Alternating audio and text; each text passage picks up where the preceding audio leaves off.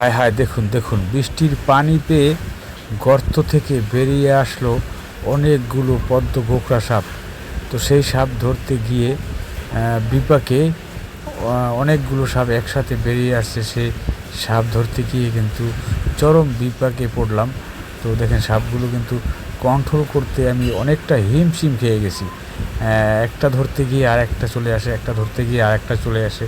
তো এমনটা খুবই অস্বাভাবিক। এমন দৃশ্য আপনারা কেউ কখনো দেখছেন কি?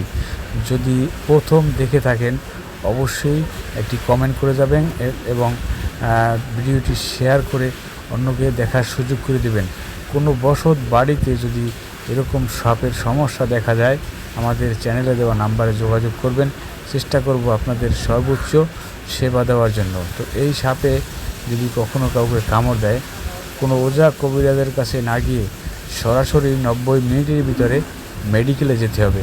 এই কথাটাই মাথায় রাখতে হবে। একটি দুর্ঘটনা সারা জীবনের কান্না হয়ে যেতে পারে আপনার আপনজনের কেউ, আপনার বাড়ির কেউ, আপনার নিকটস্থ আত্মীয় স্বজনের কেউ। তো এই সাপে প্রতি বছর অনেক লোক সাপের কামড়ে মারা যায়। তো এই সাপগুলো কিন্তু এখন এই বর্ষা মৌসুমে বাসস্থান তৈরি করে আপনার বাড়ির পাশে, বাথরুমে, যে কোনো ইঁদুরের গর্তে এরা বাসস্থান তৈরি করে থাকে।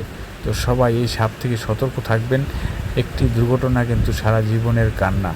তাই এই সাপের থেকে সবাই সতর্ক থাকা অতি উত্তম। ভিডিওটি ভালো লাগলে অবশ্যই শেয়ার করে অন্যকে দেখার সুযোগ করে দিবেন এবং মূল্যবান আপনার মতামত কমেন্টে জানিয়ে যাবেন। ধন্যবাদ।